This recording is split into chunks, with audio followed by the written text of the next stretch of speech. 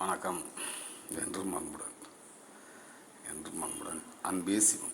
அன்பே சிவம். மௌனம். மௌனம்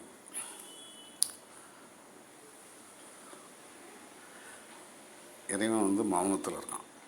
இறைவன் மௌனத்தில் இருக்கான். மௌனம் இறைவன் கையில் இருக்கு. மௌனம் இறைவன் கையில் இருக்கு. அப்போ மௌனத்தை தேடி தான் மனித பிறவி மௌனத்தை தேடி. அப்போ மௌனத்தை எவன் தெரியுதானோ, மௌனத்தை எவன் தெரிஞ்சுக்கிட்டானோ அவன் மௌனமாக இருக்கவங்ககிட்ட ஃபுல்லாகவே தொடர்புக்கு போயிடும். மௌனமாக இருப்பாங்கல்ல அவங்க தொடர்பை பார்ப்போம். அப்போ மௌனம் இதெல்லாம் இருக்குது. எல்லா ஜீவராசியுமே மௌனத்தில் தான் இருக்குது. எல்லாம் ஒட்டுமொத்த உலகமே மௌனத்துக்குள்ளே தான் இருக்குது. என்னையா சொல்ல வாரேன், உண்மையை தான் ஏன் சொல்ல வாரேன். என்னையா இது எண்ணெய், அந்த எண்ணெய் சொல்லுவாங்களா, நம்ம வடிவேலி சொல்லுவாங்களா, அந்த மாதிரி என்ன வேணும், என்ன வேணும். நல்ல சரியான காமெடி. என்ன வேணும், என்ன வேணும். இவன் நான் கிடக்காரனா நீ கிடக்காரனா? நீ தான் கிடக்காரன். அப்போ என்ன வேணும், என்ன தான் வேணும். ஓ, அந்த எண்ணெயை சொன்னியா நீ? நான் தான் புரிஞ்சுக்கல. சரி, என்ன வேணும்.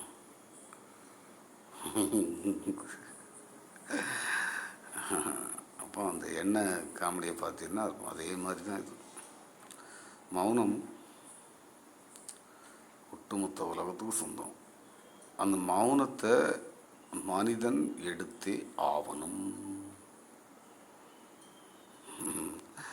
மௌனக்காரன்ட்ட இருந்து அதை வாங்கிறதுக்கு தான் வாரான் மனிதன். மௌனத்திட்ட வேணும். அப்போ எவன் மௌனத்தை எடுக்கானோ அவன் எல்லா ஜீவராசியும் கூட அவன் பேசுறதுக்கு சமம். பேசுவான். எப்படி எங்கே வாய் இருக்குது எப்படி பேசணும்லாம் கேட்கக்கூடாது. ஏன் கேட்கக்கூடாது? ஃபோருக்கு புரியாது. இருந்தாலும் சொல்லுவேன் தெரிஞ்ச அளவு. அப்போ எல்லாமே மௌனத்துக்குள்ளே இருக்குது. ஒரு மரம் வளருதா வளரலையா, ஒரு மாடு வளருதா வரலையா, அப்போ எல்லாமே மௌனத்துக்குள்ளே இருக்குது. அப்போ இந்த மௌனத்துக்காரன் கண்ட்ரோலில் இருக்குது. எது? எல்லா ஜீவராசியும் மௌனத்துக்கு கண்ட்ரோலில் இருக்குது. மனிதன் மட்டும் மௌனத்துக்கு கண்ட்ரோலை மீறிடுவான். வயசு வரும்போது ஆணவம், நான் தான் இதை செஞ்சேன், நான் தான் அதை செஞ்சேன் அப்படின்னு இறைவனோட தொடர்புலேருந்து வெளியே போயிடுவான். இவன் அவனுக்கு சிறப்பு இது கொடுத்ததுனால அவன் பேசுவான், சிரிப்பான், ஆடுவான், பாடுவான், எல்லாத்தையும் கண்டுபிடிப்பான். மௌனத்தை மட்டும் எடுக்க மாட்டான். வந்தது மௌனத்தை எடுக்கிறதுக்கு. மௌனத்தை எடுக்கிறதுக்கு பதில் மௌனம் தெரியாதவங்க ஃபுல்லாகவே குருன்னு சொல்லியிருக்காங்க. எப்படி ஒரு கோயிலுக்கு மாலை போட்டு 5 வருஷம் 10 வருஷம் போனாங்களோ குருன்னு சொல்லுதாங்களோ, அதே மாதிரி ஆசிரியர் குருன்னு சொல்லுதாங்களோ, அதுக்கு பேர் குரு கிடையாது. குரு அப்படின்னாலே சத்தியம் தெரிஞ்சவன், மௌனத்தை தெரிஞ்சவனுக்கு பேர் தான் குரு. எப்படி இருக்கு பாயிண்ட்டு? ஐயோ, அப்போ எல்லாத்துலேயும் இருக்குது மௌனம். எங்கே இருக்குது? இந்த கதவில் இருக்குது, இந்த சட்டையில் இருக்குது, இந்த முடியில் இருக்குது. அப்போ பார்வை மாறும், சுவாசம் மாறும், உடம்பே மாறும். அதை தெரிஞ்சதுக்கப்புறம் ஐயோ, அப்போ அவன் அடுத்து அப்போ யாம் பெற்ற இன்பம் பெருக வையகம். அவ்வளோதான். அடுத்து அவனோட வேலை உலகத்தை பார்க்குறது. சும்மா சின்ன வீடு வேணும், கார் வேணும், பங்களா வேணும், பைக்கு வேணும், பொண்டாட்டி வேணும், பிள்ளை வேணும், என் பிள்ளையை காப்பாற்றணும், என் பொண்டாட்டியை காப்பாற்றணும். அது ஒரு சின்ன மேட்ரு. அந்த சின்ன வட்டத்தை நீங்கள் உடைச்சிட்டீங்கன்னா ஒட்டுமொத்த உலகம் தெரியும். ஒட்டுமொத்த உலகம் வேணும்னா மௌனத்துக்காரனை தேடணும். இல்லை இந்த குடும்பம், இந்த பிள்ளை பொண்டாட்டி பிள்ளை, இந்த சமூகம் இப்படி நொந்து நூலாகி கஷ்டப்பட்டு இப்படி தான் வாழணும் கொடுக்கு, இல்லை இவன் சொல்லி நம்ம கேட்கவா அப்படின்லாம் பார்த்தீங்கன்னா அது அவங்க இதுதான். தெரியலையே அப்படின்னு யாராவது தெரிஞ்சிட மாட்டானா, எவனாவது சொல்ல மாட்டானா, எவனாவது நிம்மதியாக இருக்க வழியை காமிக்க மாட்டானா அப்படின்னு ஒரு பக்கம் தேடிக்கிட்டே ஓடிக்கிட்டே இருக்கும். எது? நீ. அந்த நீயை விட்டுட்டு வெளியில் யார் வாரானோ அவன் நானாயிரும். அப்போ அந்த நானாயிட்டு அவன் சொல்ல வரான். சொல்ல வரும்போது எனக்கு பக்கத்தில் தானே நீ ஒரு வேட்டியும் சிஞ்சும் கொஞ்சம் காணும் முடியும் சாடியும் வச்சுருக்கு அப்படின்னு அது என்ன செய்யுது? எல்லாமே ஆணவத்துக்குள்ளே இருந்துட்டு எனக்கு தெரியும் அப்படின்னு சொல்லுது. ஆனால் அது தெரியாமல் இருக்குது. எப்படி இருக்குது? மௌனம் தெரியாமல் இருக்குது, ஆனால் தெரிஞ்சு தான் இருக்குது. யாருக்கு தெரியும்? குழந்தைக்கு தெரியும், பைத்தியம் தெரியும், மற்ற மிருகங்களுக்கு தெரியும், ஞானிக்கு தெரியும். ஞானியால் தான் இதை விளக்க முடியும். ஞானியால் தான் விளக்க முடியும், சொல்ல முடியும், பேச முடியும்.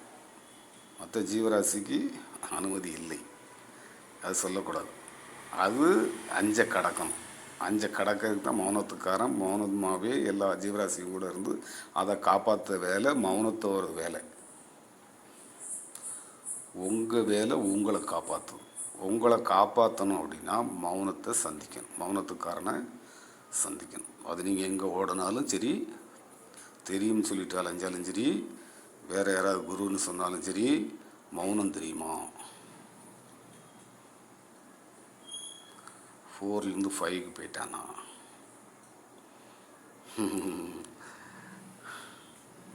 அப்படின்னு பார்க்கணும். அப்போ 5ல் இருக்குமோ 4 பார்த்துட்டு கண்டுபிடிச்சிருவான். இவங்களுக்கு தெரியாது.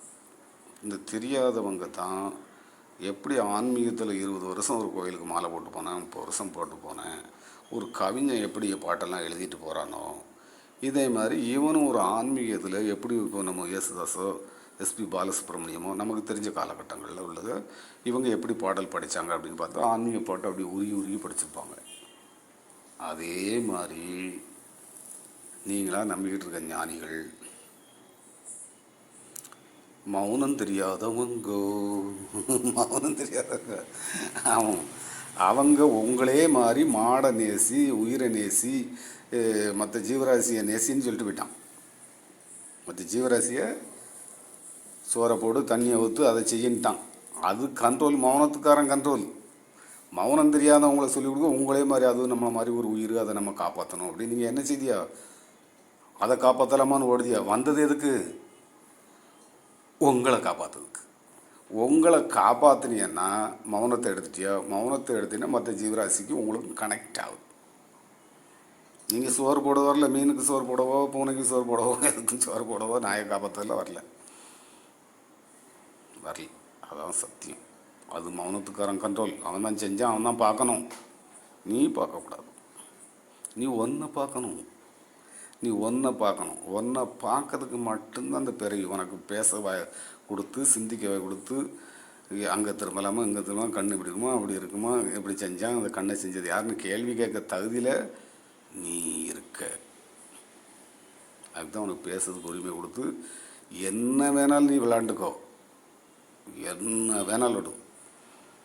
மாடு மொத்தத்தின் கொம்போட போகும், ஆனால் உன்னை ஒன்றும் செய்யாது. நீ ஏன் வேணா ஏதாவது போய் வயிற்றில் கொண்டு கொடுப்பேன், அது ஒன்றுமே செய்யாது. ஏன்? அது மௌனத்துக்காரன் கண்ட்ரோலில் இருக்குது. மௌனத்துக்காரனை தெரிஞ்சுக்கிற தகுதி மனிதனுக்கு இருக்குது. அப்படிங்கிறனால அந்த மாடு என்ன செய்யாது? அவ்வளோ சீக்கிரம் மனிதனை எந்த மிருகமும் சீண்டாது. எந்த மிருகமும் மனிதனை சீண்டாது. அதனால் நீங்கள் எந்த ஜீவராசியை காப்பாற்றணும்னு பாருங்க. உங்கள் ஜீவனை காப்பாற்றிட்டீங்கன்னா மற்ற ஜீவன்லாம் வாழும். தாய் தந்தை நம்மகிட்ட யாருக்கு அம்மா அப்பா பொண்டாட்டி பிள்ளைகள்லாம் சொந்தம்லாம் இருக்குது அப்படின்னா நம்மளை யாரும் பார்க்கலன்னு நம்ம கவலைப்படக்கூடாது. இந்த உலகம் என்ன பார்க்கல நான் கவலைப்பட வரல. எண்ணியை பார்க்கறதுக்கு தான் நான் வந்தேன். எண்ணியை பார்த்தா உலகம் தெரியும். எண்ணியை பார்த்தா உலகம் தெரியும். எண்ணியை பார்க்கல அப்படின்னா இங்கே உள்ள பிரச்சனைகள்லாம் சுற்றிக்கிட்டே இருக்கும் உங்களை. இங்கே உள்ள பிரச்சனை காரணம் என்ன? நீ மௌனத்தை சந்திச்சிட மாட்டியா? மௌனத்துக்காரனை சந்திக்கிறதுக்கு மட்டும்தான் உனக்கு இந்த பிறவி. உனக்கு அதுதான் ஆறாவது அறிவு. சிந்திப்பியா, பகுத்தறிவியா, பார்த்துருவியா, எங்கே எல்லாமே உனக்கு பிரச்சனை வர்றதுக்கு காரணம் அவனை தேடுறதுக்கு மட்டும்தான். மற்ற ஜீவராசிக்கு எந்த பிரச்சனையும் கிடையாது.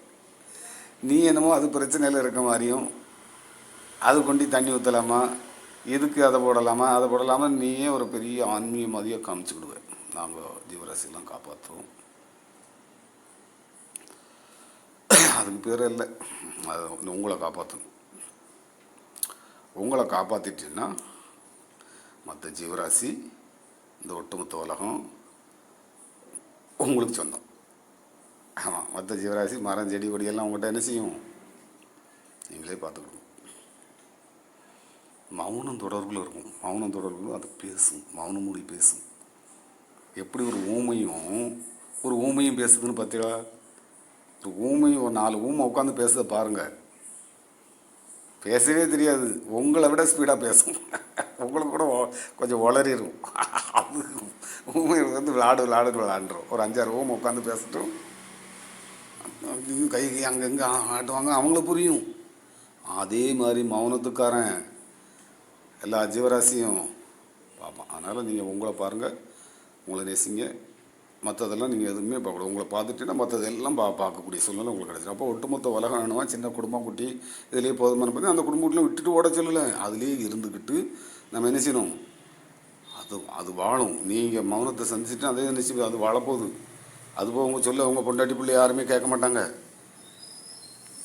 அதுதான் ரூலு. பொண்டாட்டி புருஷன் பேச்ச பொண்டாட்டி, பிள்ளை பேச்ச அப்பா, அப்பா பேச்ச புள்ள, அம்மா பேச்ச ஏன் ரூலு வேறு. பார்த்துடுங்க. என்று மண்புடன் ஞானி யோகிநாதன். அன்பே சிவம். அன்பு மௌனத்துக்குள்ளே இருக்குது. நன்றி. என்று மண்புடன்.